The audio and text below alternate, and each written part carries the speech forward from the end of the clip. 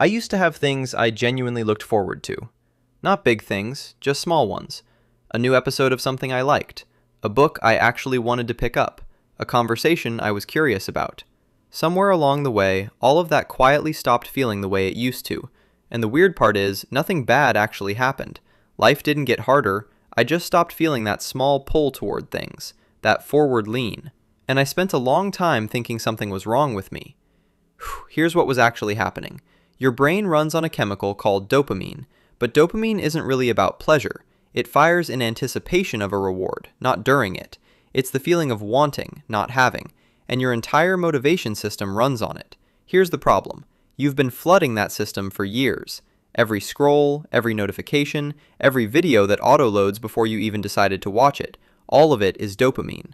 Tiny, fast, frictionless dopamine hits, hundreds of times a day, engineered by some of the most sophisticated behavioral science teams on the planet whose literal job is to keep triggering that response as efficiently as possible. And your brain adapts. That's what brains do. They adapt to whatever becomes normal. So it quietly starts reducing its own sensitivity. Fewer active receptors, a higher threshold for what registers as rewarding. What used to feel interesting now barely moves the needle. What used to feel exciting now feels flat. Not because those things changed, because your baseline moved. Think about volume. If you've been in a loud room for an hour and someone starts talking at a normal level, they sound quiet. Not because they're actually quiet, but because your ears recalibrated to the room. Ordinary volume became inaudible. That's your reward system right now. The everyday things, a good conversation, a slow book, a walk without headphones, they're still generating the same signal they always were. You just can't hear them properly anymore over everything else. And the trap is that the fix feels like the problem. When things feel flat, the natural move is to reach for something stimulating. Your brain gets a hit.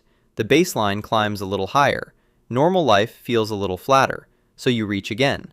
The loop runs quietly, day after day, and most people never notice it's happening because it never feels like a collapse. It just feels like gradually caring about things a little less. Here's the thing though. The same adaptability that moved your baseline in one direction can move it back. Your brain didn't lose the ability to find things interesting. It just stopped being given the conditions where that ability works. Those conditions are gaps. Actual, uncomfortable, boring gaps where nothing is competing for your attention. Not a digital detox, not a dramatic lifestyle change. Just deliberate, regular stretches of low stimulation where your reward threshold has a chance to settle back down. The first few days of doing this feel worse, not better. More restless, more bored, more aware of the pull toward your phone. That's not a sign it's not working. That's the system recalibrating. And most people who stick with it notice something shift within 2 to 3 weeks. Not a dramatic transformation, just a quiet return of the small forward pull they'd stopped noticing was gone. That pull was never broken. It was just buried under a signal too loud to hear anything else through. The question isn't whether you're lazy or unmotivated or whether something is wrong with you. The question is what's been playing in the background so long you stopped noticing it was on.